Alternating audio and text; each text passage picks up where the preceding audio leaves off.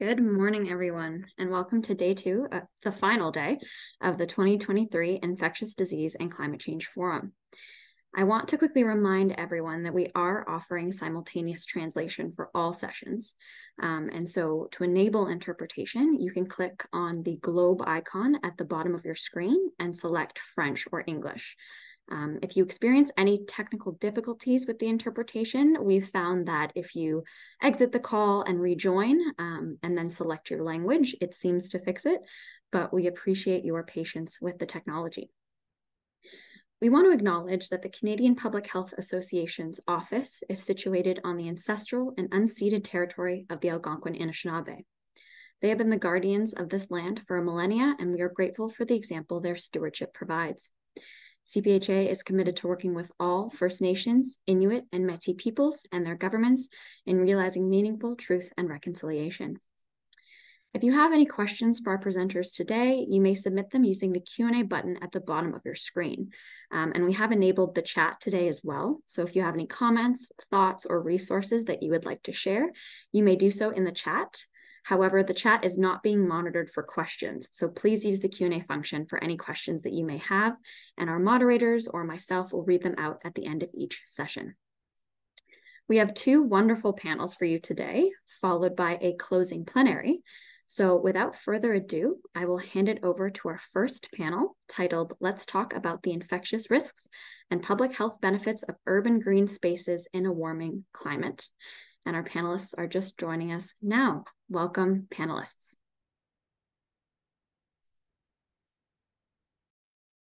Thank you, Maddie. So there we are. Bienvenue tout le monde. So well, not everybody, to everybody, this panel will be in French, but as Maddie said, you can have the translation. So this will prevent us from speaking bad English. We're better in French, all of us. Voilà, merci beaucoup. Bienvenue tout le monde au panel. Je suis très contente que vous soyez là. Je vais vous partager une petite image. Voilà.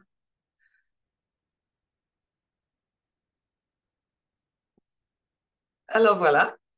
Donc, comme le titre l'indiquait, on souhaite ici essentiellement échanger sur la manière dont on peut parler des risques infectieux et des avantages, et notamment des avantages de l'exposition à la nature, finalement, des bienfaits pour notre santé, pour notre bien-être, l'exposition à la nature et des risques qu'il peut y avoir. Nous allons en parler à travers un exemple qui est celui de la maladie de Lyme. Et on aurait pu prendre d'autres exemples puisque cette thématique rejoint plein d'autres problématiques. Et on va voir.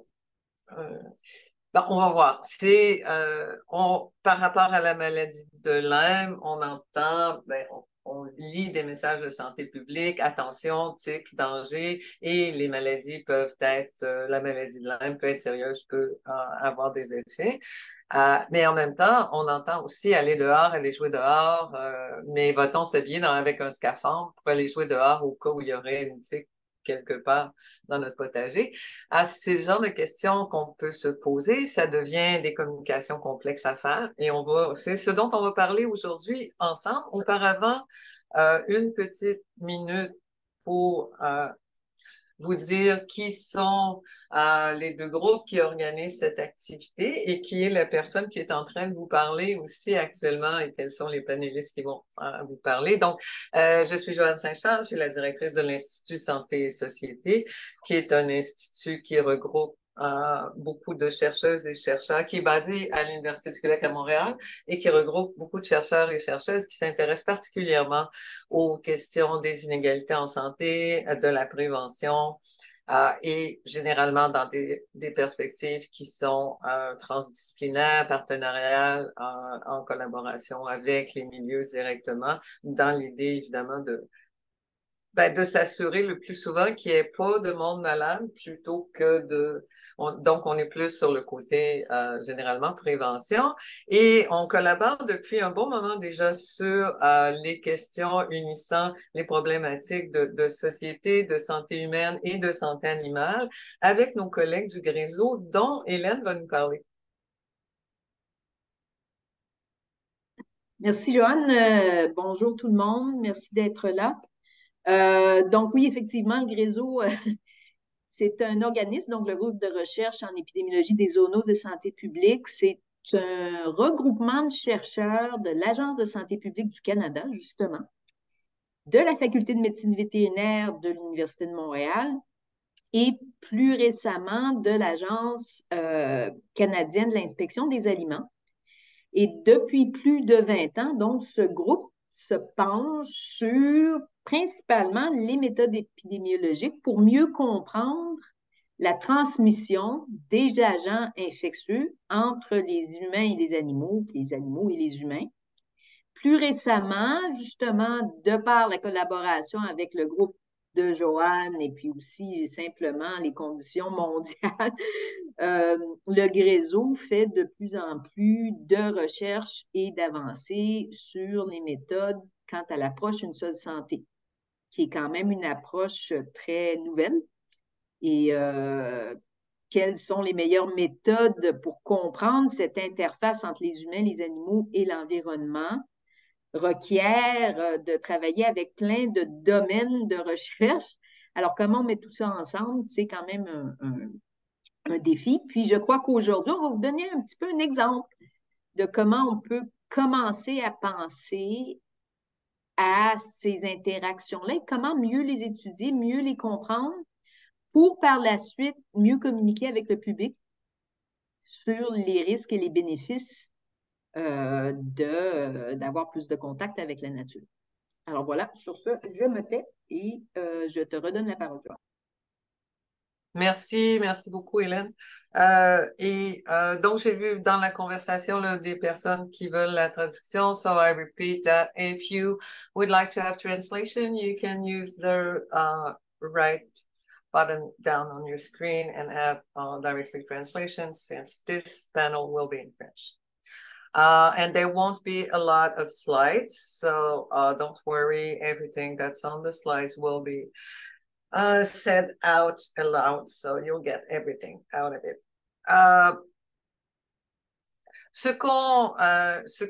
qu'on va faire, quels sont nos objectifs, j'en ai parlé déjà, Hélène vient de l'aborder. On s'appuie sur l'exemple de la maladie de Lyme et des bienfaits de l'exposition à la nature.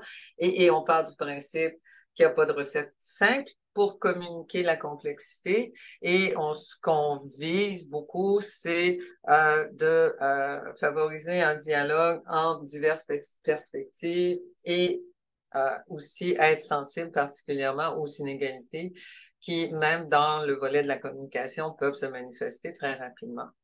Pour démarrer, en fait, le déroulement et l'animation, on a choisi une procédure simple et classique. Nous allons avoir des panélistes et qui vont présenter chacune leur perspective, et je vous présente les panélistes dans 2 minutes.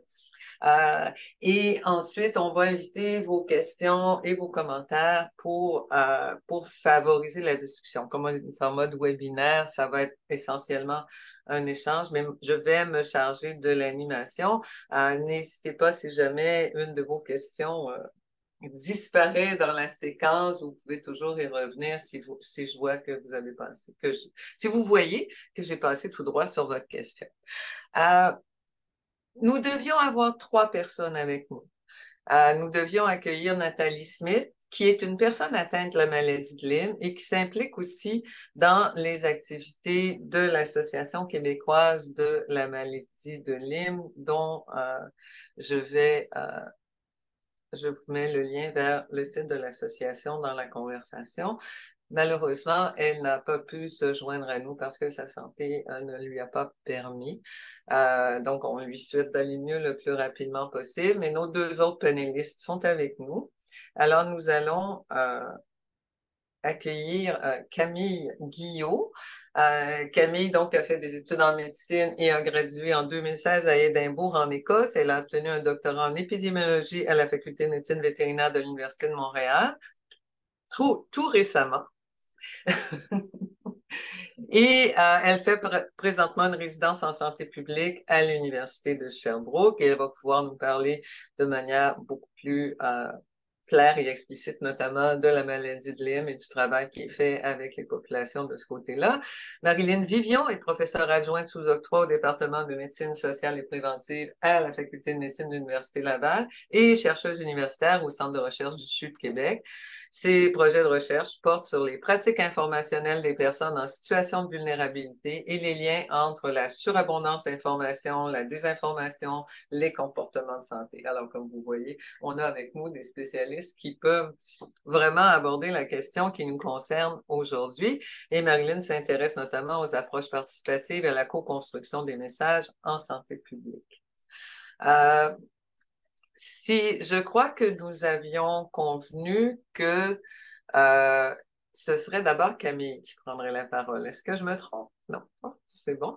Alors, je vous laisse, mesdames. Donc, le plancher est à vous. Je vais disparaître de l'écran, mais je ne serai vraiment pas loin s'il y avait quoi que ce soit. Et je vais surtout arrêter le partage. C'est bon, alors je vais commencer mon partage et le mettre. Est-ce que vous voyez bien l'écran? Oui, tu mettras en mode de présentation, par exemple. Ah, Voilà, ok, mais parfait. là, ça fonctionne, là? En mode. Oui, c'est beau. OK, C'est bien. super. Alors, merci pour, c'est ça, pour m'avoir présenté. Oui, j'ai tout juste de finir mon doctorat au début de l'année et je faisais partie du GRESO, comme Hélène vous a présenté. Mon doctorat était sur la maladie de Lyme. J'ai commencé en 2018, surtout par rapport à la surveillance de maladie de Lyme, qui est ben, c'est ça, un volet assez important. Mais quand j'ai terminé et vu mon implication aussi plus en santé publique, moi, je suis à la direction de santé publique de la Montérégie, qui est située à Longueuil, là, sur la rive sud de Montréal. Ben, c'est ça, j'ai remarqué justement que, ben, premièrement, mon doctorat, j'avais pas beaucoup développé les approches plus participatives, assez pertinentes pour la maladie de Lyme parce qu'on fait face à plusieurs complexités de communication, d'options d'intervention et tout. Et après, c'est justement, je voulais aussi comprendre un peu plus les interventions. Alors, avec des chercheurs du GRESO, aussi avec le Canadian Lyme Disease Research Network, alors CLYDRN, qui va bientôt devenir TICNET, en fait. Alors, c'est un réseau, c'est ça, pan-canadien pour les maladies transmises par les tiques. Il y a tout un volet, un des piliers qui est, dans le fond, c'est ça, surveillance, prévention, entre autres, et on essaye de développer des stratégies un petit peu plus innovatrices pour, c'est ça, pour prévenir la maladie de Lyme. Alors, je me suis impliquée dans un autre projet qui faisait, dans le fond, qui avait du financement, là, ben, c'est ça, qui était financé par CLYDRN à travers c'est ça, c'était quoi déjà? Les CIRH, pardon. Et c'était le Healthy Communities. Alors, communauté en santé, plus spécifiquement, co-construire un plan d'intervention pour la maladie de Lyme. Alors, bien que c'était mené surtout par justement le GRESO à l'Université de Montréal, il y avait aussi une implication de chercheurs de l'Université d'Ottawa, alors Manisha Kulkarni et Université de Manitoba, Catherine Rochon, qui travaille elle aussi avec la maladie de Lyme. Alors, c'est ça, comme on a mentionné, l'objectif était de co-construire un plan d'intervention avec les communautés. Et pourquoi, en fait? Bien, comme on a mentionné, il y a plusieurs complexités avec la maladie de Lyme et beaucoup d'interventions disponibles. Alors, on peut faire au niveau de l'environnement, ça implique modifier l'environnement, mais on peut aussi agir sur les animaux, comme il y a un cycle assez complexe de transmission là, de la bactérie de la maladie de Lyme. On peut aussi modifier le comportement humain afin de prévenir l'interaction humain-animal pour prévenir en fait les morsures, les piqûres de tiques. Alors, on voit qu'il y a quand même plusieurs niveaux, une seule santé. Alors, on est capable de travailler à plusieurs paliers pour une action plus efficiente parce que justement, comme c'est une maladie qui peut être dans certaines zones endémiques, notamment ici au sud du Québec, aussi plus à l'est du Canada, c'est ça, ça peut être assez bien présent dans l'environnement. Alors, agir à plusieurs niveaux peut nous aider d'être un petit peu plus efficient. Alors, de plus en plus dans la littérature, on va vers qu'est-ce qu'on appelle un Integrated Tick Management. On agit à plusieurs niveaux, mais avec ça, il y a différents enjeux. Soit on a besoin d'une acceptabilité du public, ça demande beaucoup d'efforts, beaucoup de ressources, et ce n'est pas toutes les interventions qui vont être acceptables, qui vont être faisables selon la communauté. On ne peut pas venir avec un plan préétabli, il faut vraiment que ça fonctionne au contexte spécifique de la communauté. Et c'est pour ça, en fait, c'était pour ça ce projet-ci, essayer de co-construire des plans d'intervention dans différentes communautés. Parfait. Alors, à la fin, on a fait au début, pardon, on a fait un exercice de priorisation. On voulait aller dans quatre provinces différentes, comme il y avait peut-être des contextes différents d'une place à l'autre pour essayer de mieux comprendre au niveau de prise de décision des acteurs. Pour choisir l'exercice de priorisation, on voulait, dans le fond, selon les niveaux de risque. Alors, généralement, on visait des régions qui ont un niveau de risque de maladie de Lyme plus élevé. On avait aussi des contraintes logistiques par rapport au déplacement. Et finalement, on avait quand même un échéancier assez court. Alors, on a essayé d'aller dans des places qui on avait déjà un lien avec des représentants municipaux. C'est vraiment avec le lien avec le représentant municipal qu'on allait aller chercher des acteurs locaux, des communautés déterminées qui seraient importants à inclure dans les groupes de discussion pour établir des contacts. Alors, en tout, dans la plupart des municipalités, on a 6 participants qui ont fait partie du projet. Au Manitoba, le recrutement était un petit peu plus dur, alors on en avait 6. Pour chacun des municipalités, on a développé dans le fond, une journée d'atelier. Alors, un séminaire avec style focus group, avec des activités remue-ménage. C'est ça, on va aller à travers la différente séquence. Ça a commencé avec, on a construit en fait une boîte à outils avec les différentes interventions. Alors, il y a beaucoup d'interventions, c'est ça au niveau, comme on dit, environnement, animaux, humains. Alors, on voulait présenter c'était quoi qui est disponible et faire justement une boîte à outils pour informer les participants. Pour ça, on a beaucoup utilisé en fait des revues de littérature déjà disponibles et on a basé ça sur certains critères qu'on pensait qui pourraient impacter la prise de décision. Et déjà là, qu'est-ce qu'on a vu? D'un côté, incertitude ou même essayer de convertir des critères en catégories vraiment concrètes, ça a été un exercice assez difficile parce que justement, nos interventions dépendent de beaucoup, beaucoup de paramètres, disons, par rapport à l'efficacité, par rapport à l'impact sur l'environnement et tout. Ça dépend comment, par exemple, si on parle d'acaricides, alors un peu comme des insecticides, des particules chimiques qui sont toxiques pour les tiques. Ça dépend comment qu'elles sont appliquées, à quelle fréquence et tout. Alors, ça a été un exercice assez difficile. Et même dans la communication avec les participants, souvent, là, on nous demandait à quel point est-ce que, disons, X intervention peut réduire le risque. Alors, un pourcentage ou un nombre de cas, c'est pas possible de donner cette intervention-là. On voit déjà des difficultés dans la communication. Même chose avec les risques environnementaux, surtout pour en fait, les interventions un petit peu plus récentes. Assez dur de déterminer. Des fois, il y a des risques théoriques, des risques prouvés, mais les niveaux de risque, c'est très, très difficile dans le fond, à mettre une valeur concrète. Ensuite, pour les ateliers, on avait une boîte à outils un petit peu plus complexe, comme vous avez vu sur la diapositive précédente. On a créé des outils, des cartes postales pour les activités des ateliers. La première partie, on regardait en fait dans chacune des communautés quelles interventions pour la maladie de Lyme, selon les participants, étaient disponibles et quelles qui étaient absentes. Alors, il y a eu plusieurs propositions là, dans les différentes communautés. Qu'est-ce qui était intéressant? C'est systématiquement, les individus disaient que l'information était disponible, mais pourtant, encore une fois, de manière assez unanime, il manquait une certaine sensibilisation des populations, des communautés. Alors ici, on a pu voir que, en fait, justement, les messages sont disponibles, l'information est disponible, mais il y a quand même un manque de sensibilisation qui est perçu. Et il y a certains éléments qu'on a pu voir à travers les discussions, là, par quel mécanisme que ça se pourrait se produire. Premièrement, il y aurait peut-être un manque d'accessibilité à l'information. Alors, disons, pour les touristes, les résidents plus saisonniers, surtout, disons, dans l'Est du Canada, en Écosse, en Nouvelle-Écosse, pardon, aussi pour avoir un manque, certains niveaux de manque d'information, par exemple, sur les meilleures pratiques de jardinage, sur, c'est ça, quoi faire quand on se fait piquer par une tique, etc. Et finalement, il y avait aussi, par rapport à l'assimilation de l'information, certaines participants trouvaient que le niveau de risque, de tolérance au risque était peut-être trop élevé par rapport à la maladie de Lyme. Alors, les personnes avaient été un peu apathiques à travers, pour les informations qui étaient données, là, qui étaient disponibles présentement.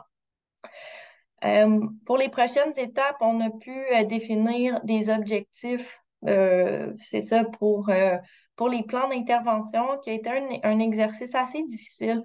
Encore, créer des objectifs réalistes quand il y a beaucoup d'incertitudes par rapport le nombre de cas qui sont exposés, le nombre de cas qui sont où ils sont exposés. Et aussi, des fois, il y avait justement cet équilibre versus la protection de l'humain, mais aussi la protection de l'environnement. Et on peut aussi penser que certaines municipalités, ça, il y a de la réglementation quand même pour protéger l'environnement.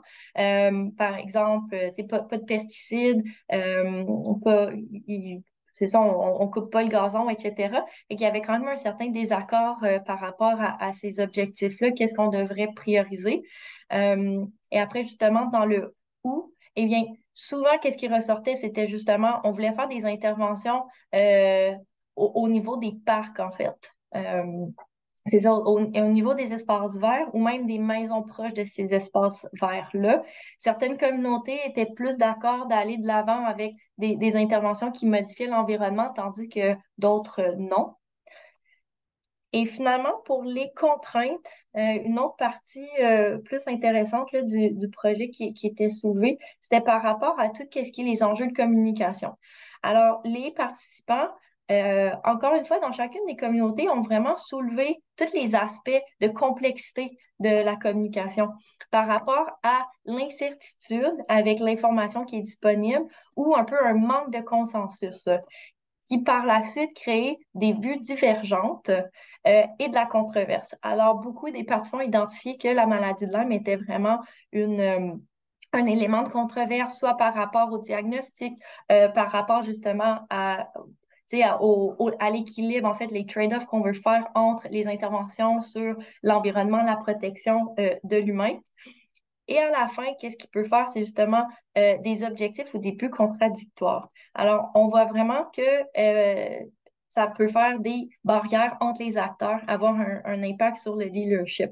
Alors ça, c'est quand même, c'est quelque chose qui peut-être un peu que nous, les chercheurs, on voit, mais ça a même été justement documenté par rapport dans les participants, alors dans les acteurs locaux.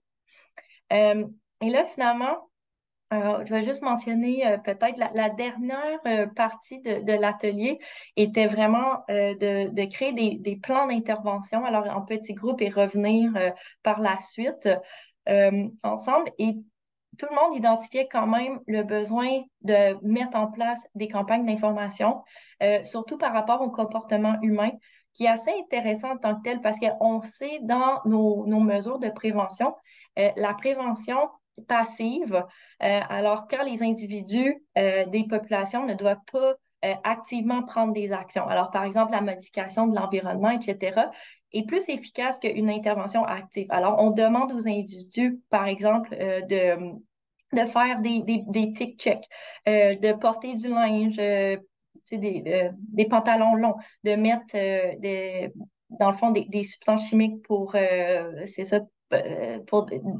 éloigner les tiques, etc., c'est moins efficace. Et pourtant, c'est vraiment les campagnes de communication avec des mesures de prévention personnelle qui a été vraiment mis de l'avant par les participants. Sinon, côté particulièrement important aussi qui était souvent soulevé, c'est justement dans un contexte plus une seule santé, l'équilibre. Alors, où est l'équilibre entre la protection de l'environnement et la réduction du risque pour nos populations? Pas toujours facile d'avoir un consensus et ça différait quand même d'une municipalité à l'autre. Alors ça, c'était quand même très intéressant et je pense que ça va devoir être continué à développer et explorer ça. Alors, en gros, c'est ça, c'était un projet qui nous a quand même permis d'explorer un peu, c'est ça, nos interventions au niveau environnemental, c'est ça, la perception, l'acceptabilité par les communautés et voir aussi les complexités par rapport à justement à la communication là, de ces interventions aux populations. Alors, ça, c'est pas mal ça pour moi. OK. Merci beaucoup, Camille. Je vais peut-être accorder quelques minutes, juste si les gens, si vous avez des questions de clarification sur la présentation de Camille, pas les questions qui vont amorcer la discussion, si on va attendre d'avoir entendu Marilyn avant. Alors, si jamais il y en avait, ce serait maintenant, et sinon, on pourra discuter tout le monde ensemble un petit peu plus tard.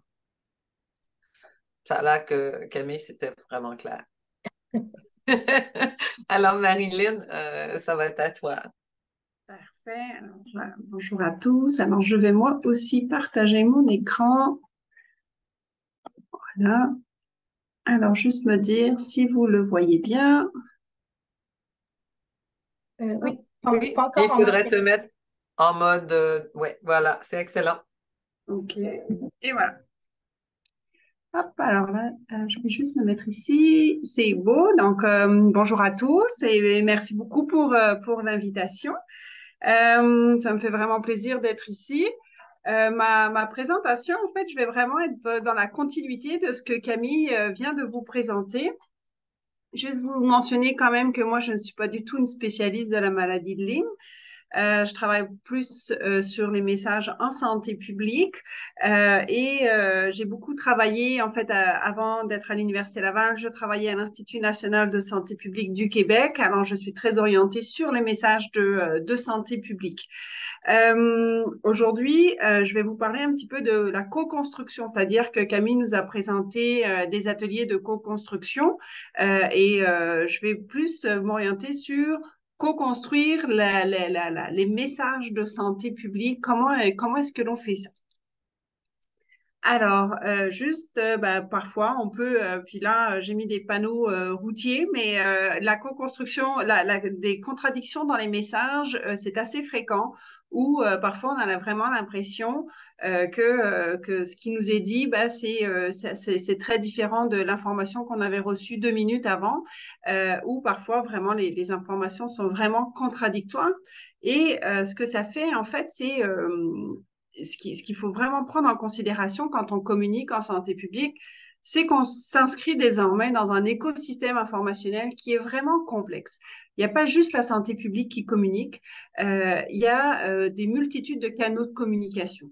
Et donc, on est dans un contexte de surcharge d'informations. Il ne faut pas oublier que, par exemple, pour la maladie de Lyme, vous pourriez recevoir de l'information de la part, oui, de la santé publique. Vous pourriez recevoir, par exemple, via votre page Facebook, le comité citoyen de votre municipalité que vous suivez, eux aussi pourraient faire des messages par rapport à ça.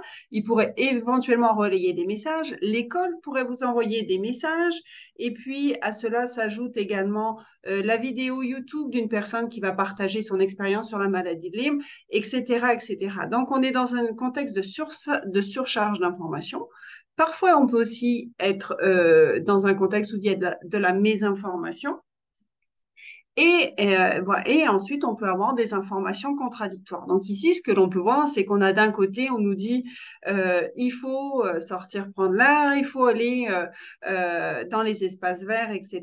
Et d'un autre côté, on nous dit oui, mais faites attention, il y a la maladie de Lyme. Donc, ça peut être perçu comme contradictoire. Ça ne veut pas nécessairement dire que le message en soi est contradictoire, mais ça peut être perçu, c'est parce que les messages ne sont pas toujours attachés. C'est-à-dire qu'on a par exemple, dans une santé publique, la direction des saines habitudes de vie qui va envoyer ces messages. Puis, on a la direction des maladies infectieuses qui surveille la maladie de Lyme, qui, eux, vont envoyer leur message sur la maladie de Lyme. Donc, c'est pas du tout attaché. C'est-à-dire, et donc là, on peut avoir des messages qui semblent contradictoires.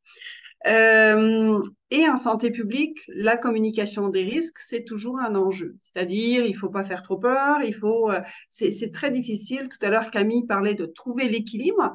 C'est pas toujours évident quand on fait la communication des risques.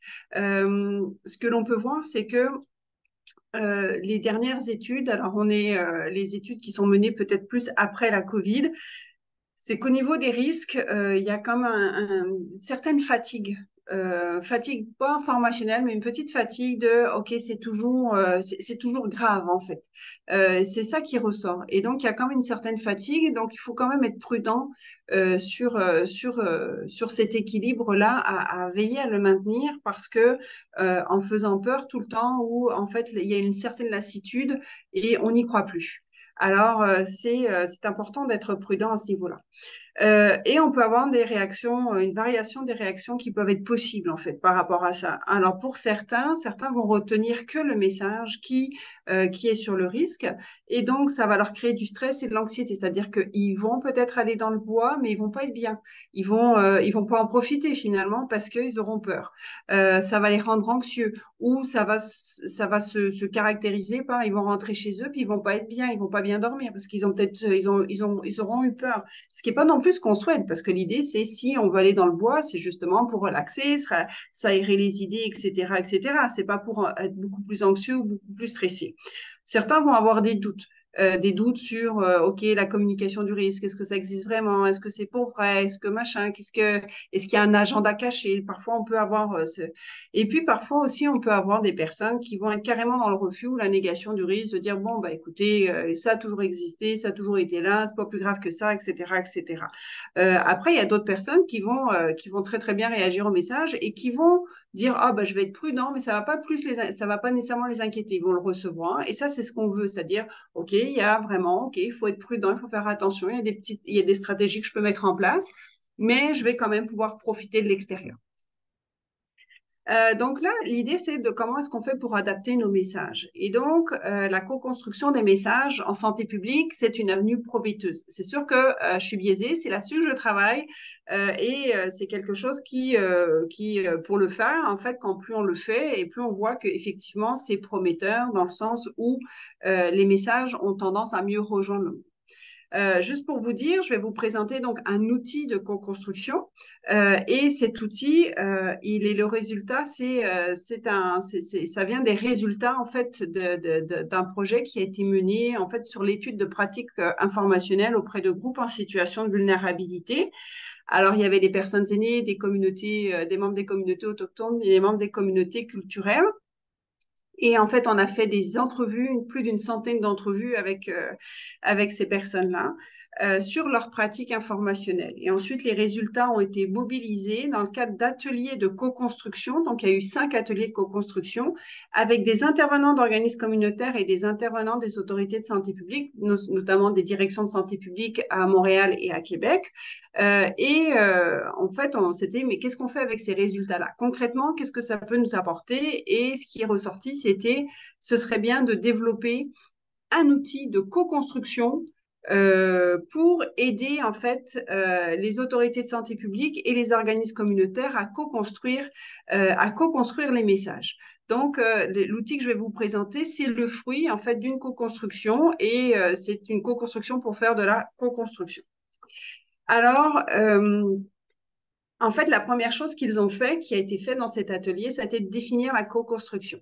Parce que l'idée, en fait, voilà, la co-construction, c'est une démarche qui est collaborative, dans laquelle s'engagent de manière volontaire plusieurs acteurs ou expertises et savoirs Et c'est-à-dire que il y a vraiment cette idée de il faut être volontaire, c'est pas une démarche qui est imposée et c'est vraiment des personnes qui sont enthousiastes ou qui sont vraiment qui considèrent que c'est important d'être là pour faire avancer, pour répondre à la question qui est posée.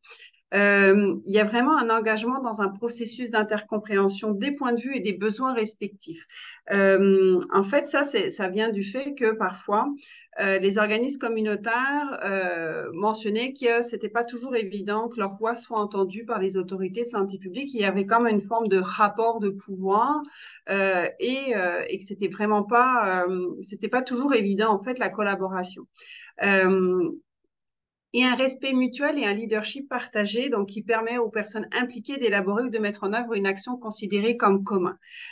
Donc le respect évidemment et le leadership partagé, ça c'est très important aussi. C'est pas donc c'est effectivement quelqu'un pourrait prendre un peu le lead comme on dit, mais c'est important qu'il y ait quand même une forme de leadership partagé pour pas que quelqu'un prenne le dessus ou n'écoute pas finalement les besoins des autres parties.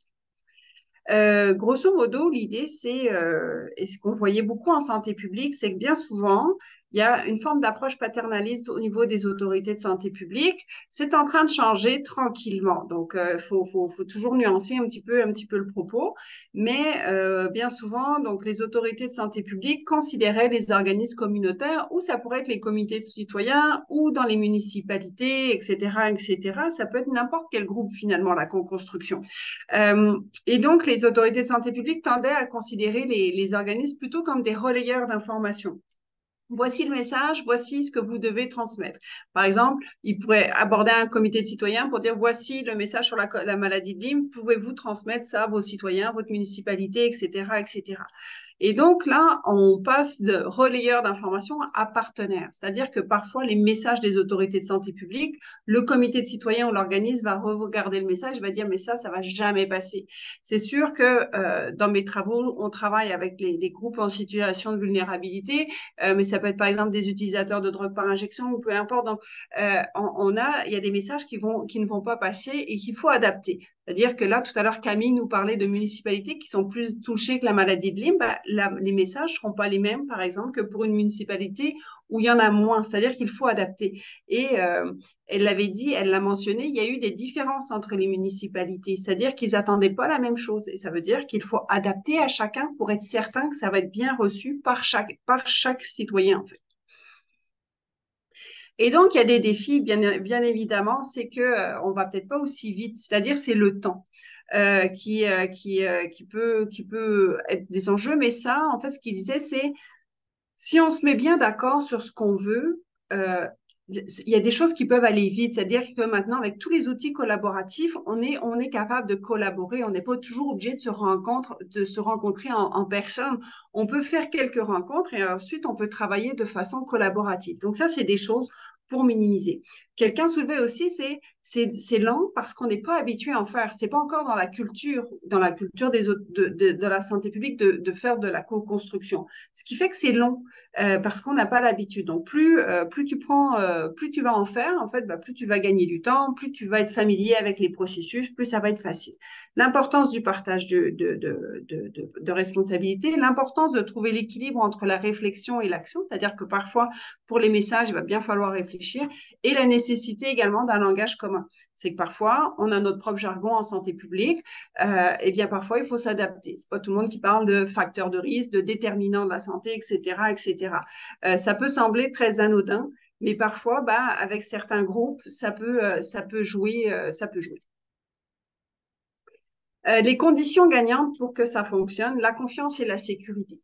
L'écoute et l'ouverture, ça c'est vraiment ce qui avait été souligné donc par les participants. Le leadership participatif et le respect mutuel. Donc ça c'est vraiment les ingrédients de base pour que la co-construction puisse fonctionner.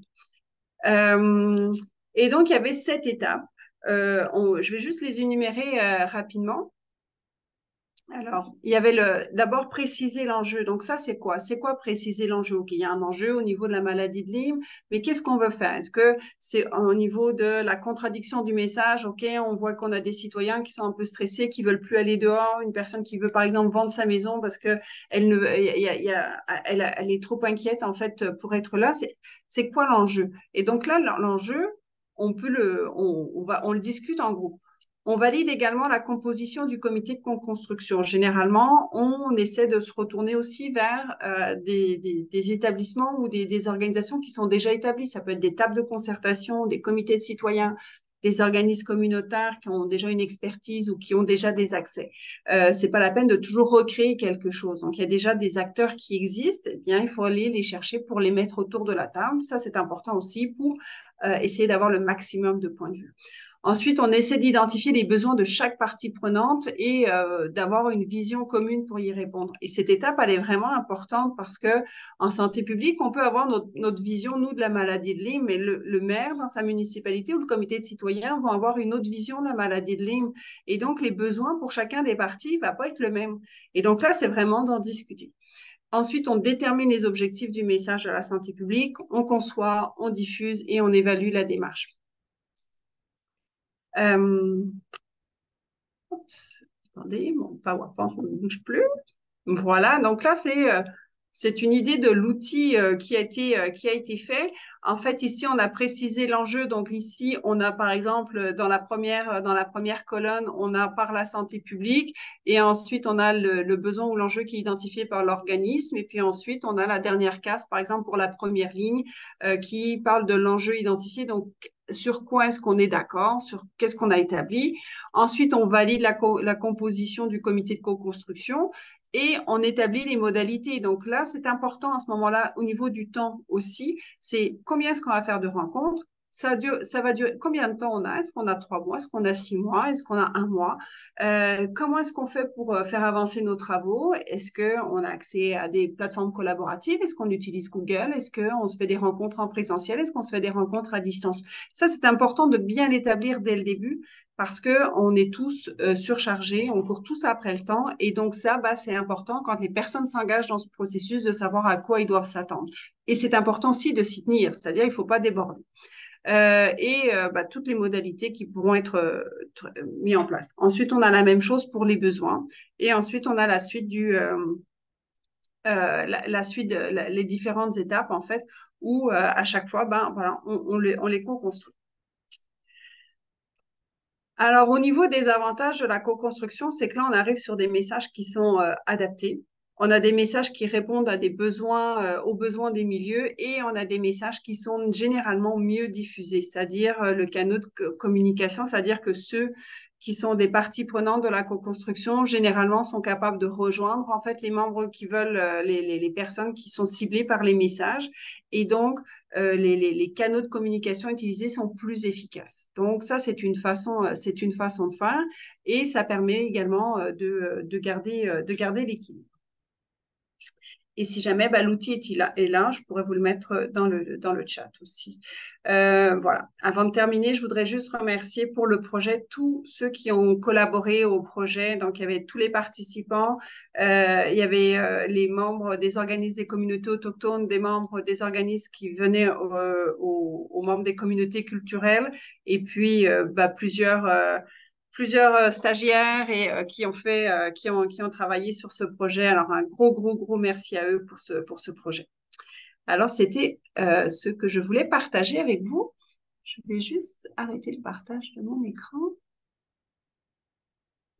Merci beaucoup, Marilyn. On a des petits applaudissements qui fusent pour vos présentations, mesdames.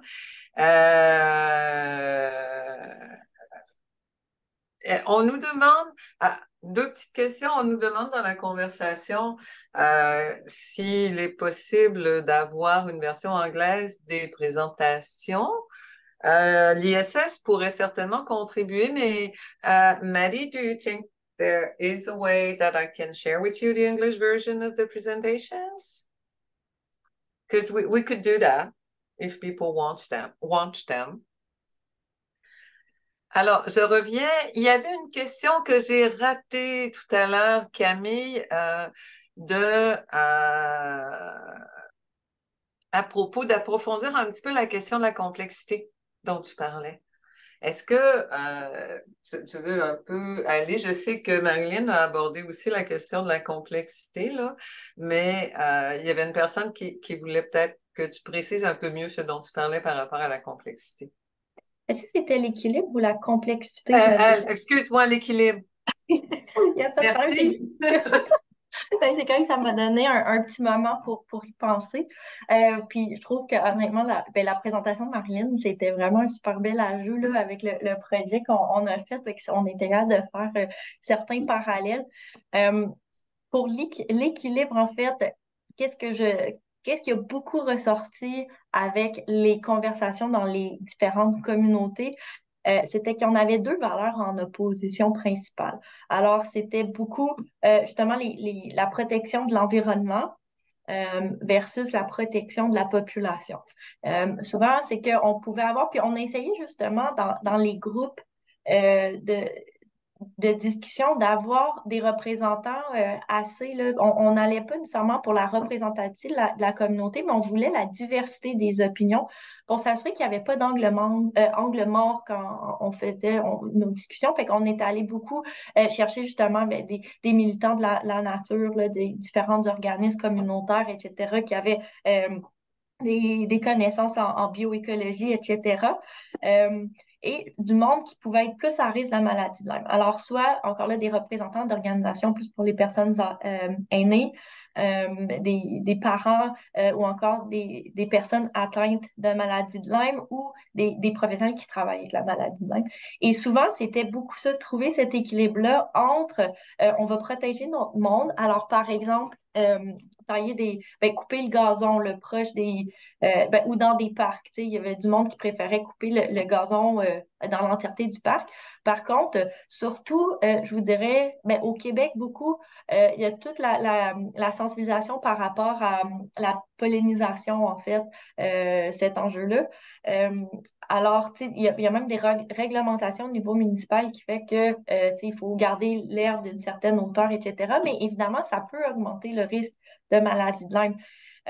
Et à ce moment-là, c'est de voir, c'est ça, y a-tu peut-être versus essayer d'avoir d'autres stratégies. Fait qu'on garde l'environnement intact, mais on protège quand même d'une autre manière. Ou est-ce que ça devient acceptable peut-être dans des zones particulièrement à risque? Alors, par exemple, dans les écoles, où il y a des jeux pour enfants, dans des parcs pour enfants, etc. Est-ce que ça serait acceptable peut-être de faire nos interventions environnementales?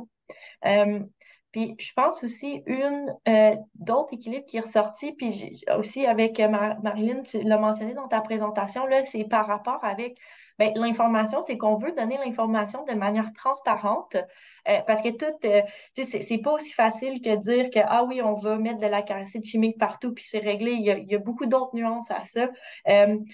On veut donner cette transparence-là. Par contre, c'est vrai que la surcharge d'informations est vraiment super importante. On reçoit des messages de partout. Un autre exemple aussi, c'était un atelier spécifique à la maladie de Lyme. On avait vraiment un focus là-dessus. Alors souvent, les participants vont dire, bien, l'information est pas assez intensive, ça doit être toute l'année, surtout avec les changements climatiques, la période où les tiques sont actives, elle devient de plus en plus longue. Alors des fois, on pourrait avoir, disons, des piqûres de tiques au mois de mars, février, tandis qu'avant, c'était plus, c'était avant, mais encore là, c'est que si on est très, très intensif dans nos messages, là, il y a d'autres messages qu'on ne sera pas capable de passer. Fait que c'est cet équilibre-là aussi par rapport à l'information qu'on donne d'un point de vue santé publique.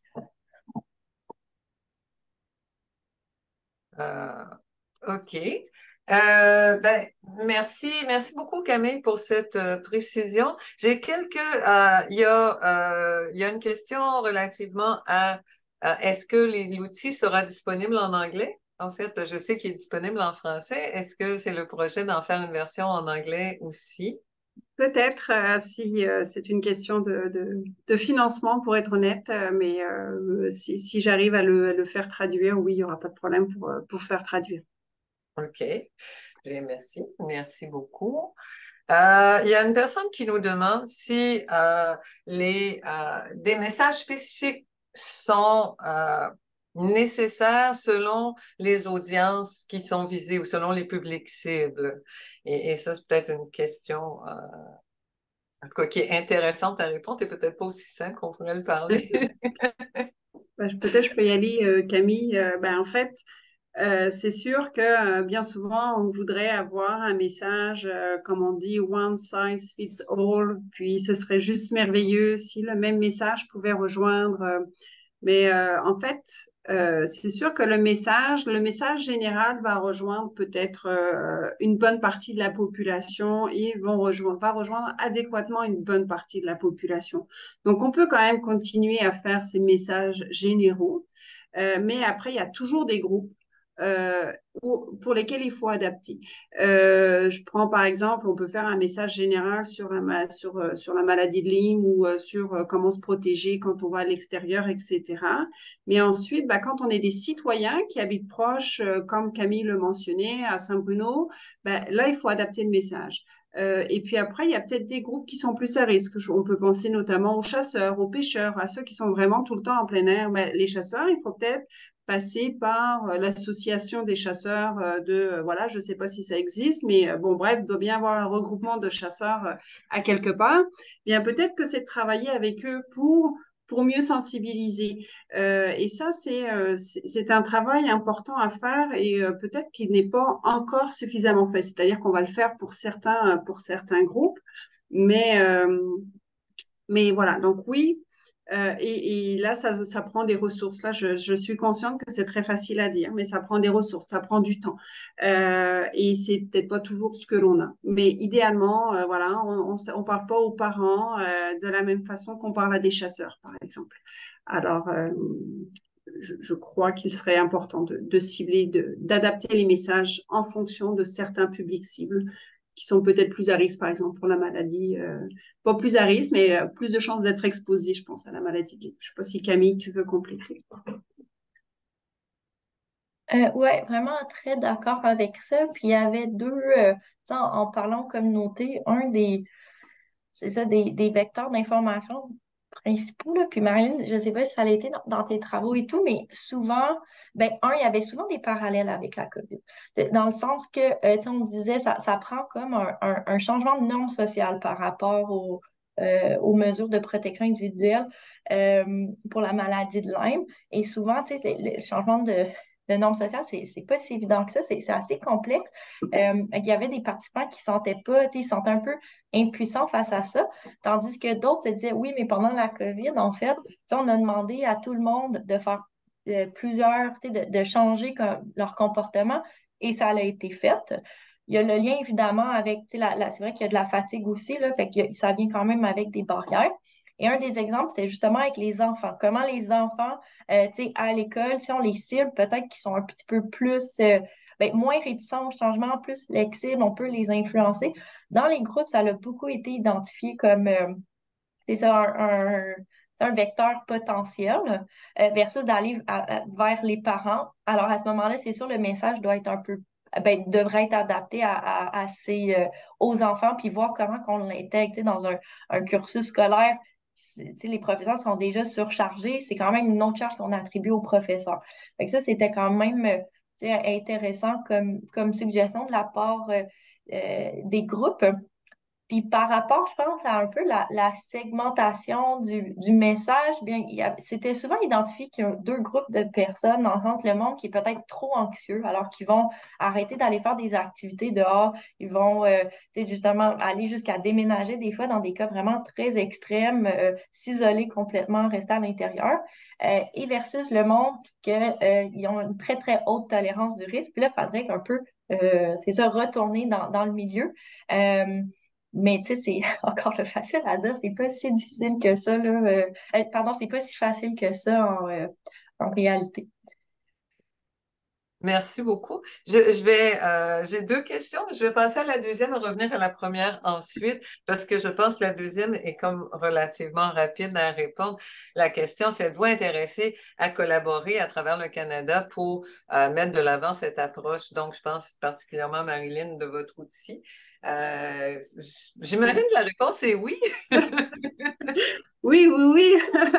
Oui, c'est sûr que là, ça a été fait, donc c'était au Québec, mais je crois qu'en plus, c'est un outil qui est très transversal. C'est-à-dire que là, oui, on est dans la maladie de Lyme, mais moi, avant, je travaillais beaucoup en vaccination.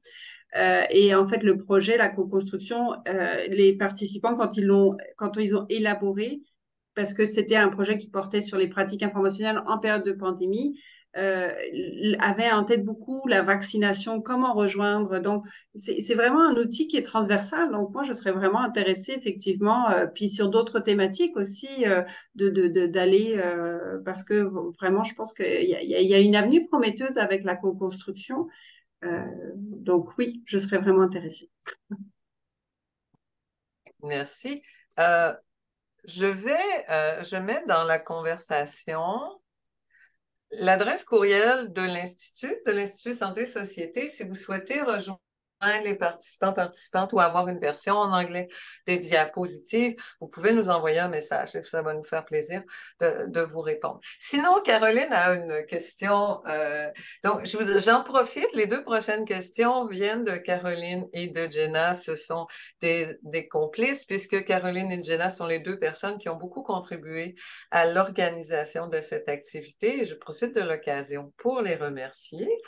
Et ensuite, la question de Caroline qui dit qu'elle comprend les avantages de la co-construction et qu'elle est convaincue de son efficacité, mais qu'elle s'interroge parce qu'il y a une situation dans laquelle où elle se demande comment on fait, par exemple, quand la vision d'un des groupes concernés va à l'encontre du message de santé publique qu'on souhaite partager. Et je répète les questions, particulièrement celles en français, pour permettre aux personnes traductrices de les reproduire en anglais.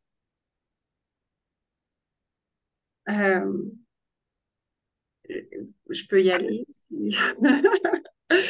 Comment on fait quand il y a des groupes qui sont ben justement parce qu'on parle beaucoup de respect, d'écoute et effectivement ou alors quelqu'un qui voudrait pousser par exemple qui émet des besoins ou qui aimerait orienter vers un message qui est pas sécuritaire.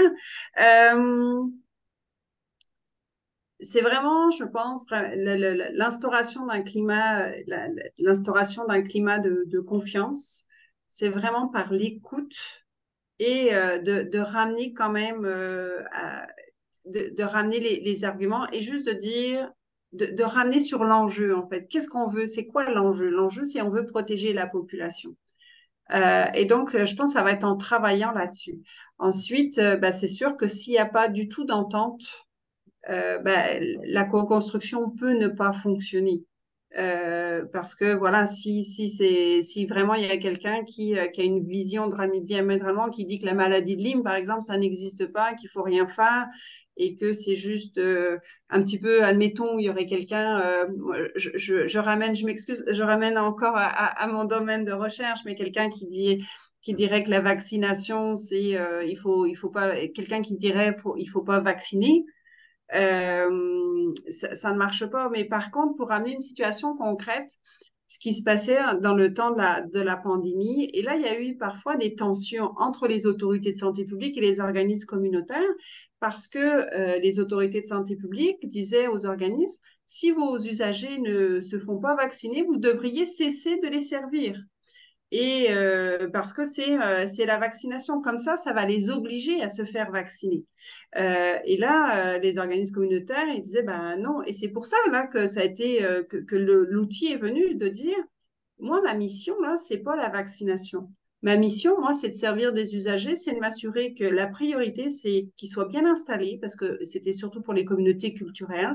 Les communautés autochtones, c'était surtout pour, faut qu'ils mangent. Même les communautés culturelles, on était dans des besoins de base. Alors la vaccination, c'était pas leur priorité. Et donc là, ben, il y a eu tout un travail pour dire, regarde, moi, ma priorité, mon mandat, c'est de m'assurer que mes usagers sont en sécurité, qu'ils sont logés, qu'ils sont nourris. et je ne peux pas les obliger à se faire vacciner parce que je vais briser le lien de confiance. Et si je brise le lien de confiance, il y a plusieurs usagers qui seront plus du tout dans le système, parce que c'est pas des personnes qui vont voir dans les autorités, dans les établissements de santé. Alors, parfois, c'est d'arriver à comprendre aussi la réalité, par exemple, d'un comité de citoyens ou d'un organisme communautaire. Mais c'est sûr que si les usagers, si les organismes communautaires véhiculaient des informations qui sont défavorables à la vaccination, là, il y aurait probablement eu, parce qu'ils n'étaient pas défavorables à la vaccination, ils ont même fait des activités de promotion de la vaccination pour donner de l'information.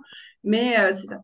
Donc, je pense qu'il y a le dialogue, mais c'est sûr que si quelqu'un est complètement défavorable ou ben en fait l'idée c'est que ça va pas fonctionner finalement la co-construction. Je sais pas ce que tu en penses, Camille. Je sais pas si dans les groupes il y avait des personnes comme ça qui voulaient rien savoir ou qui étaient vraiment Ouais, ben ouais, c'est une très bonne question. En fait, de notre point de vue, c'est sûr que euh, c'est par rapport à un de nos objectifs dans la sélection des participants, et je crois que ça fait partie de ton outil, justement, Marilyn, là, au tout début dans la planification, c'est quels participants qu'on veut.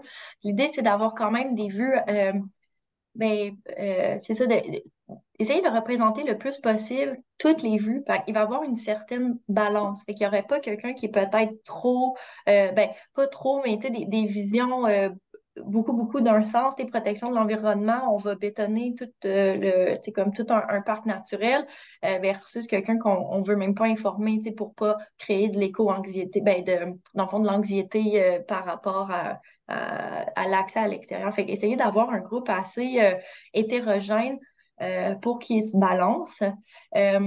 C'est sûr que quand dans notre planification, on avait toujours l'option que ça ne fonctionne pas.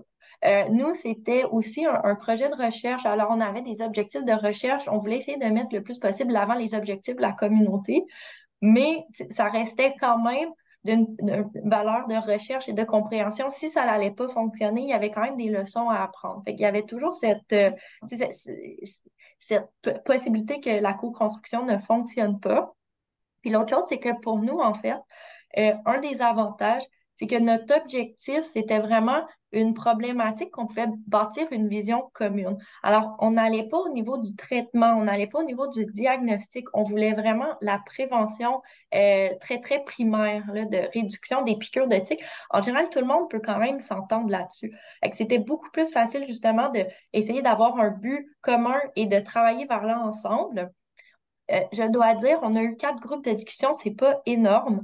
Euh, c'est ça, ça peut changer, tu sais, d'un groupe à l'autre, mais moi, mon expérience et le monde était très respectueux, surtout quand le monde allait, le monde qui sont là, tu sais, on veut mettre au même niveau, en fait, il y a tout le savoir, tu sais, scientifique, mais il y a le savoir expérientiel qui est autant important, puis des fois, anciennement, peut-être c'était moins mis en valeur, puis on voulait s'assurer que ce savoir expérientiel, on voulait qu'il soit vraiment à égalité.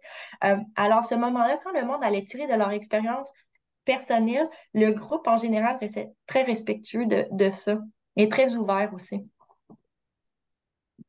Ben, merci beaucoup. Et sur un volet aussi, c'est sûr qu'il y a des personnes, par rapport à la vaccination, on l'a vu beaucoup, des personnes qui sont résolument contre et qui ont peu d'ouverture à l'écoute, mais il faut certainement pas que la santé publique se mette dans une posture de fermeture à l'écoute des groupes qui sont en opposition, parce qu'on fait juste comme fermer toutes les portes. Alors, il y a au moins un côté qui peut essayer de s'ouvrir.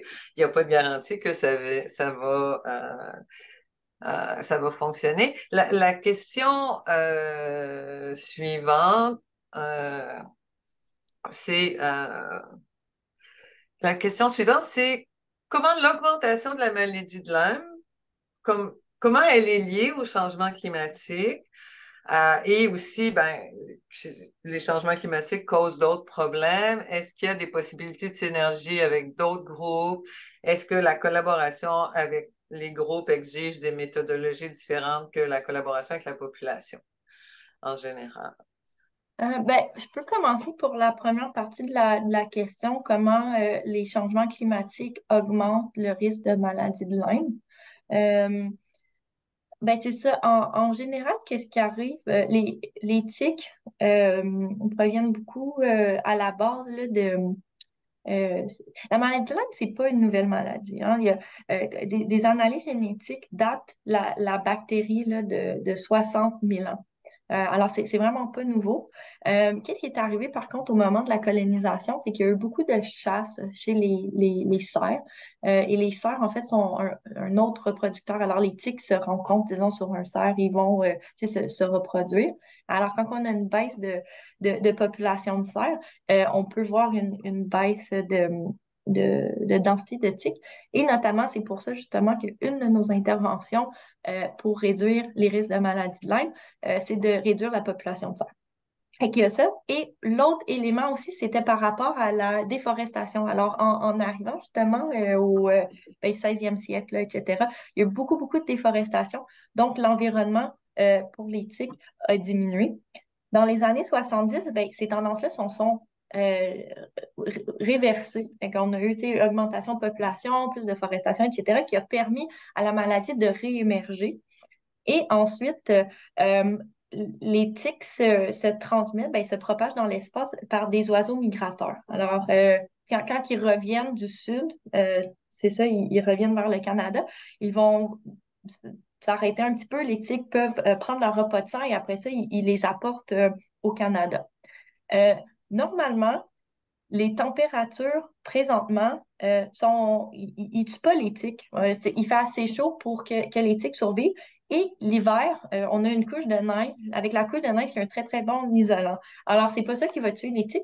La différence, par contre, c'est que pour que la tique fasse son cycle de vie, alors la tique a différents stades. On commence, ça évolue là, d'un stade à l'autre suite à un repas de sang. Il faut qu'il y ait une température minimale. Alors, l'été, il faut qu'il fasse assez chaud qu'elle soit capable d'aller d'un stade à l'autre jusqu'à son stade reproducteur où elle va être capable justement de pondre des œufs, de se reproduire, de pondre des œufs. Et c'est surtout ça le facteur limitant. Avec les changements climatiques, il fait de plus en plus chaud. Ça permet justement aux populations de tiques justement de s'établir, puis c'est ça, d'aller du stade à l'œuf jusqu'au stade reproducteur. Sinon, c'est sûr que au titre de changement climatique, on parle de maladie de Lyme, mais il y a d'autres pathogènes qui peuvent être transmis par les tiques. Fait qu'on peut parler d'anaplasmose, de babésiose, virus de Powassan. Fait que ça, c'est tout dans la même espèce de tiques, mais il y a d'autres espèces de tiques qui vont aussi transmettre encore d'autres maladies. Alors, c'est sûr qu'à ce moment-là, il y a des synergies assez évidentes là-dessus. Pour les autres maladies vectorielles, alors transmises par les moustiques, plus chaud, justement, là, moi, je travaille pas avec les maladies transmises par les moustiques, mais un peu de la même manière, c'est que ça prend une certaine température pour que le virus se reproduise dans le moustique, puis que le moustique se reproduise en tant que tel, là. C'est sûr, ça peut contribuer à ça. C'est ça, justement, côté environnement et tout, il y a peut-être des synergies à faire avec ça. L'autre synergie qui est assez facile à comprendre, justement, en fait, c'est une dysynergie, si on veut, parce qu'avec justement, présence de forêts, d'environnements, etc., ça peut donner des environnements propices pour l'établissement de populations de tiques. Alors, contrairement, si on fait des endroits très urbains, bien, il n'y en aura pas. Cependant, avec des environnements urbains, des matériaux de construction et tout, là, ça devient propice aux îlots de chaleur. Alors, il peut y avoir des différences de 12 degrés, justement, côté îlot de chaleur. Là, ça apporte d'autres conséquences c'est ça, à la santé de la population. Alors, même, juste les effets globaux là, c'est ça, des changements climatiques, il y en a beaucoup pour la santé des populations et ça ne sera pas toujours les mêmes solutions pour une atteinte à l'autre. Alors, c'est vraiment, dans le fond, il y a quand même des plans au niveau de la santé publique. On essaye de comprendre quels sont tous les effets de tous les effets possibles. C'est pas si facile que ça. Puis par rapport à ça, comment on veut intervenir en essayant d'avoir une approche assez holistique. Merci beaucoup. J'ai deux questions qui vont un peu ensemble. Une d'ailleurs qui remercie pour l'excellente présentation. Et les questions sont pour Camille parce que demande s'il y aura une publication ou si les résultats de la co-construction seraient mis à la disposition du public ou d'un public plus large. Fait que je ne sais pas par rapport à la diffusion du travail qui a été fait. Oui, ouais, ben, merci pour l'intérêt, là. C'est vraiment motivant de notre point de vue. Fait que l'idée, c'est oui, on veut publier un article là, qui est présentement en rédaction. Qu'est-ce que je vous ai présenté? C'est beaucoup c'est des résultats préliminaires. Fait qu'on va faire une étude un petit peu plus approfondie. Alors, c'est ça, là, j'espère que dans la prochaine année, ça devrait être sorti. De notre point de vue, pour les participants, c'est sûr que par rapport à la co-construction, qu'est-ce qui était important pour nous aussi, c'était de rediffuser les résultats là, à tout le monde qui a participé. Alors, avoir une session en anglais, une session en français pour les participants pour qu'ils soient informés des retombées. Dans le fond, pas seulement de leur communauté, mais avoir un aperçu plus large là, de tout ce qui a été fait ailleurs. L'autre aspect aussi qu'on est en développement, c'est que pour l'instant, on l'a vraiment appelé un projet pilote. Alors, on a un plan d'intervention assez préliminaire pour une communauté, mais après ça, nous, notre financement, il arrête là.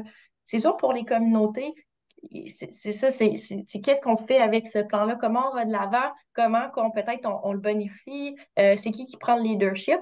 Et c'est ça qui est difficile avec la co-construction. Parce que souvent, les acteurs, ben, tu sais, c'est un aspect ils ont toute une vie, là, ils sont pas nécessairement payés pour faire ça, là. Alors, c'est sûr que côté, tu sais, c'est une des barrières, côté scientifique, il faut penser à ça d'un côté éthique. Tu sais, on demande essentiellement du bénévolat aux citoyens, fait qu'à quel point pour leur demander. Cependant, si on veut que ça marche, et dans certaines communautés, on voit ça, c'est que des chercheurs, ils vont essayer une nouvelle intervention. Une fois que le financement est fini, il n'y a pas de continuité, c'est pas durable. Fait que c'est essayer de voir c'est qui le leadership pour essayer de rendre ça de manière durable. C'est ça qu'on va explorer dans une deuxième phase. Et c'est notamment pour ça aussi qu'on voulait faire des liens préalables avec des représentants municipaux qui pourraient peut-être, tu sais, eux, ils ont un poste. Est-ce que ça peut entrer dans le cadre d'un poste puis être mis à leur charge? Encore une fois, pas toujours si facile parce qu'ils ont déjà, tu sais, tout le monde est déjà super surchargé, fait qu'on met quelque chose de plus. Alors, c'est ça, on est encore en train de voir s'il y a des municipalités qui sont ouvertes à aller un petit peu plus loin, puis, et comme équipe de recherche, comment qu'on peut les soutenir. Merci beaucoup. Je veux rappeler le message que Mandy a mis dans la conversation. Je vois qu'il y a des gens qui ont des mains levées et je vous invite à envoyer votre question dans la conversation en anglais ou en français. Il n'y a aucun problème. Et ben voilà, c'est juste pour ça, parce qu'en effet, elle a raison. Moi, les mains levées, je ne peux les voir que si je fais défiler la liste des personnes participantes, ce qui est assez long. Et pendant ce temps-là, je rate les autres questions. J'ai une question parmi les questions, mais il y a aussi un commentaire dans la conversation. Donc, il dit, on parle beaucoup de compromis en diminuer les risques de contracter la maladie et de favoriser des villes avec plus de verdure pour favoriser l'adaptation au changement climatique. Comme on sait que les changements climatiques augmentent les risques de contracter la maladie, il serait intéressant de contrer conjointement les changements climatiques et la propagation de la maladie au lieu d'être dans les compromis entre les deux. Est-ce qu'on a des moyens qui ont fait leurs preuves, par exemple, des types de plantes favorables à la santé de l'environnement, mais qui portent un risque plus faible d'héberger des tiques? Développer de tels savoirs pour être le meilleur des deux mondes. Voilà. En tout cas, c'est une piste qui me semble intéressante, mais je ne sais pas s'il y a des choses qui sont faites dans ce sens-là, justement. Ouais, fait que super bonne question. Puis c'est une des questions un peu qui revenait le plus. Un sujet de discussion en fait qui revenait assez souvent dans les groupes de discussion, c'était tu sais, côté aménagement, qu'est-ce qu'on peut faire? Tu sais, on essaye de vraiment créer des aménagements favorables à la santé, soit pour réduction des effets des changements climatiques, mais aussi pour réduction du risque de maladie de Lyme. Et il y a certaines recherches justement par rapport quelles sont les plantes qui pourraient dans le fond, éloigner les tiques. Fait que certains, comme la lavande, par exemple, y aurait-il des plants qui pourraient aider, protéger les populations, mais quand même avoir les bienfaits de la nature? La recherche est en évolution là-dessus. Fait qu'il y a encore un bout à faire, mais c'était un des solutions soulevées là, par le groupe. Dans l'information qu'on donne, non seulement avoir des informations par rapport à c'est quoi les mesures individuelles, mais c'est quoi les mesures qu'on peut faire côté justement aménagement de la cour, etc. Sinon, par rapport à ça, comme c'est ça, c'est pas si évident que ça, là, les mesures qui peuvent être, de ne pas trouver un compromis, c'est quand même assez dur parce que ça reste le mieux pour la maladie de Lyme, c'est justement de faire des parkings partout, là. Mais c'est clairement, on va pas faire ça, c'est vraiment pas acceptable. Euh, Fait que je pense qu'il va quand même falloir, parce que le niveau de tolérance de risque sera jamais le même dans notre population, ça c'est sûr, ça il faut l'accepter. Fait que il va falloir faire un compromis, mais des mesures c'est ça, des mesures comme aménagement qui sont plus tick safe qu'on appelle, c'est probablement le mieux. En même temps, ça serait pas adéquat pour n'importe où. Alors, à Saint-Bruno, où on a eu un groupe de discussion sur la rive sud de Montréal, il y a un de nos parcs provinciaux. Et là, c'est sûr qu'on essaye de le laisser le plus possible à l'état naturel, avec des plantes indigènes et tout. Ben, on ne va pas aller planter d'autres plantes qui ont comme pas rapport là. Fait que je pense que cette stratégie-là va devoir être adaptée justement au contexte de la municipalité. Alors, où sont nos groupes plus à risque? Est-ce qu'il y a des outils qu'on peut donner à nos citoyens peut-être puis avoir quand même, on dit souvent là, les approches de santé publique, c'est sûr que nos outils, c'est beaucoup la communication et les recommandations. Comme Marianne a dit, ça peut être une approche un peu plus paternaliste. Fait que comment on peut-tu mettre des outils à la disposition pour un peu redonner de l'autonomie là, aux individus pour au moins pour leur terrain personnel, disons. Merci beaucoup. C'est drôle, c'est la question que j'avais en tête pour vous, mais je vais me mettre à l'inclin autour de, mais jusqu'à quel point ce que vous proposez favorise l'autonomie des personnes et favorise un choix aussi. Parce qu'on peut le choisir, on a comme personne le droit de choisir de s'exposer ou non à certains risques, mais avant, j'ai une question d'abord, une personne dans la conversation là, qui parle évidemment là, de l'aménagement des sentiers plus larges, qui fait en sorte que les humains et les animaux domestiques ne vont pas nécessairement toucher aux plantes sur lesquelles les tiques se tiennent pour se préparer à sauter sur nous. Mais donc, c'est une possibilité, en tout cas pour des aménagements. Il y a Caroline dans la conversation qui nous demande le lien entre la santé, les liens entre les autorités de santé publique et les autorités de santé des animaux pour la maladie de Lyme. Donc, des messages communs qui viendraient de ces deux groupes-là. Je signale qu'on sera encore dans les messages provenant des autorités. Mais je ne sais pas si vous avez des réponses à cette question ou des exemples. Peut-être je peux y aller, Camille, que tu pourras renchérir, mais c'est sûr que quand on fait, par exemple, de la co-construction, on peut mettre autour de la table des autorités de santé publique, des autorités qui travaillent avec les animaux, mais aussi d'aller chercher le conseil citoyen, le conseil de quartier ou le comité de citoyens, c'est-à-dire de pas seulement avoir juste les autorités. Vous savez, en santé publique ou quand on est dans des organisations, on a des messages, on a une conception qui est quand même très, très formatée. On n'est pas dans la vraie vie, dans le quotidien des gens et nous, on arrive avec des chiffres, on arrive avec des taux d'incidence, de la prévalence ou des choses comme ça. Et donc, nos messages ne correspondent pas nécessairement donc à la vie quotidienne. Et pourtant, c'est dans la vie quotidienne que doivent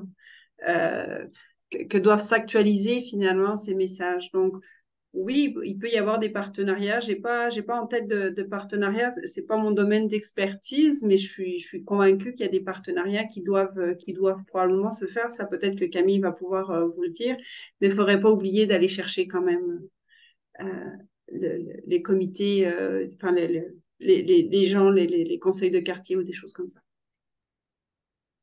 Oui, c'est sûr, de mon expérience, là, puis, en santé publique, ça fait 3 ans, là, fait que j'ai pas. Il y aurait peut-être quelqu'un qui pourrait mieux répondre que moi, évidemment, mais de mon expérience, c'était beaucoup à travers les projets de recherche, en fait, qu'on est allé chercher plus, une multitude d'expertises. Alors, tout ce qui est justement peut-être santé humaine, santé animale, puis il faut pas oublier tout ce qui est biologiste aussi, par rapport justement à plus biologiste, écologiste, etc. Fait que, parce que c'est tout justement une seule santé, ça se recoupe tout, puis on essaie vraiment de trouver un peu une synergie entre les trois sphères pour qu'on ait un équilibre. Ça qui devient vraiment complexe selon la problématique, essayer de s'assurer de on ne sait pas qu'est-ce qu'on ne sait pas. Fait que, de s'assurer d'avoir tous les acteurs, c'est pas toujours si facile que ça. Et ça revient aussi qu'on est vraiment dans une ère demandante en termes de le nombre de dossiers qu'on a, les exigences de nos collègues envers nous-mêmes, etc. Puis tous les processus de co-construction, peu importe quel niveau, c'est sûr que ça va exiger plus de temps. Fait qu'il faut un peu c'est ça, faut être patient, puis on n'est pas, on n'est pas si patient que ça, là. Tu sais, en termes, on aime ça avoir des résultats, on aime ça que ça avance. Mais des fois, il faut un petit peu, je pense, prendre le temps de ralentir pour être capable de créer quelque chose d'un petit peu plus durable.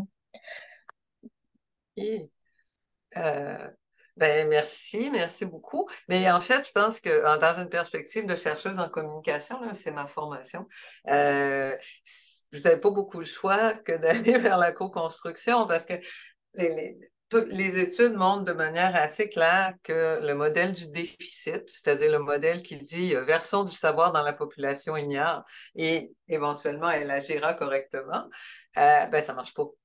Alors, oui, c'est long, je sympathise, la co-construction, c'est vraiment long.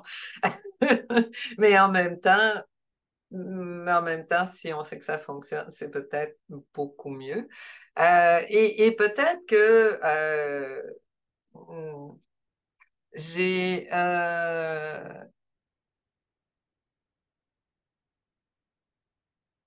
il y a quelqu'un qui, dans la conversation, je veux juste vous dire, qui parle de la question de l'éco-anxiété, là, si vous voulez regarder ou qui parle de cette approche-là. Et je demanderais peut-être, étant donné que le GRISO travaille en dimension santé humaine, santé animale, peut-être, je ne sais pas, Hélène, si tu as quelque chose à ajouter sur la question de la relation entre les experts et expertes en santé humaine et en santé animale. Bien, en fait, Camille, si je ne m'abuse, je crois que dans vos groupes de discussion, à un certain point, il y avait des vétérinaires aussi, parce que ces enjeux de maladies transmises par les tiques ne se transmettent pas uniquement à des animaux de la faune, peuvent aussi se transmettre à des animaux de compagnie, des animaux domestiques. Puis quand on parle d'animaux de compagnie, ben, les gens qui sont en charge de leur santé, c'est leurs propriétaires. Puis c'est les vétérinaires qui les traitent. Mais si on parle des chiens, les chiens vont se promener, les gens vont se promener avec leurs chiens ou les chiens promènent leurs gens.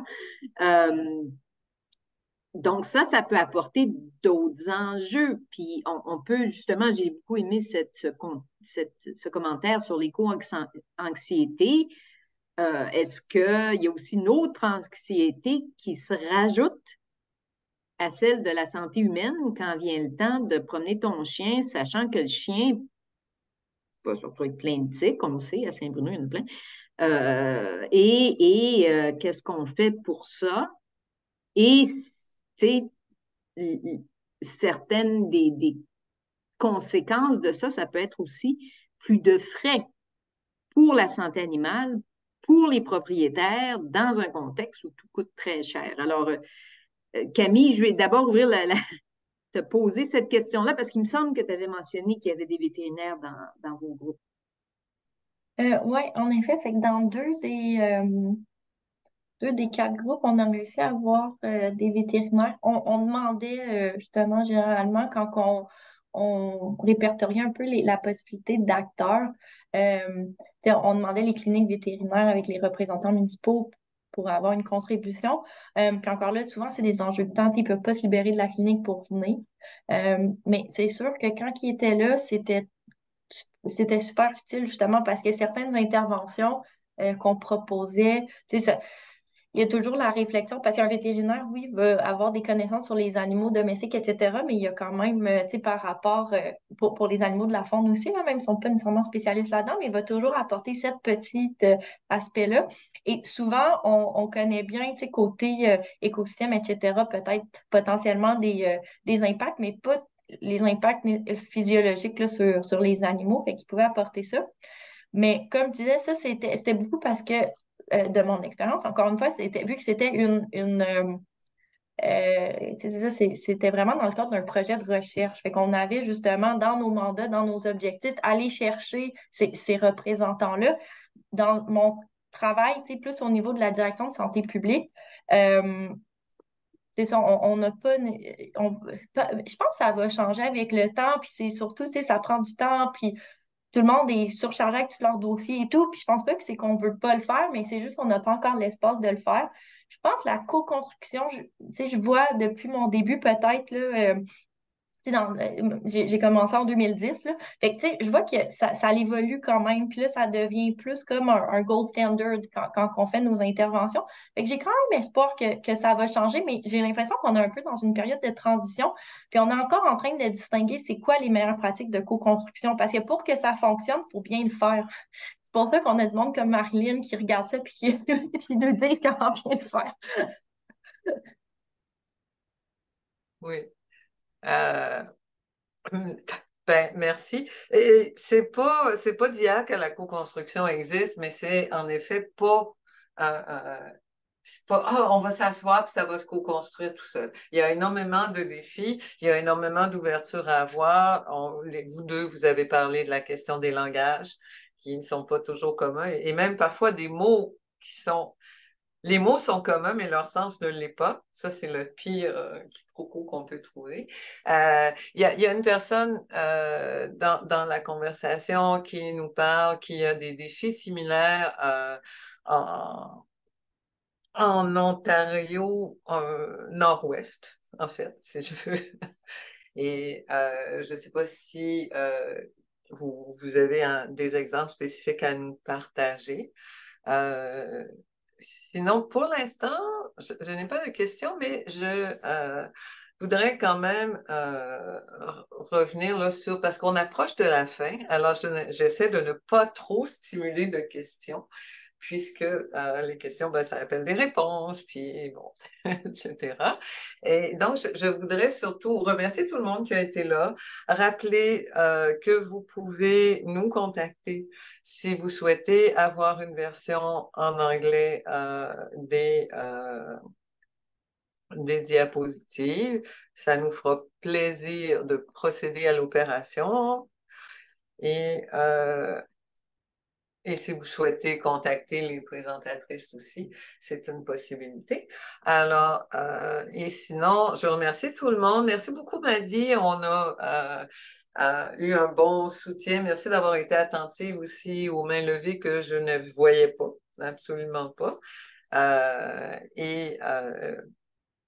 Et bien sûr, merci à nos panélistes, merci beaucoup aux co-organisatrices et en particulier à Caroline et Jenna et à Hélène, bien sûr, mais comme moi, elle a un agenda.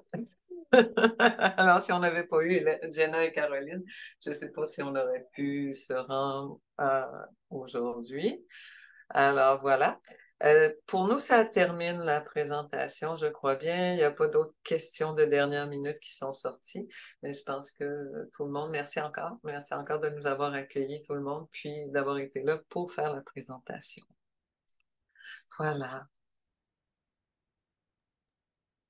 Very engaging. Thank you so much to our panelists and moderator for an excellent discussion. We're going to take a quick lunch break before diving into our second panel of the day. So we will see everyone back here at 1 p.m. Eastern Time. Thank you again. Merci.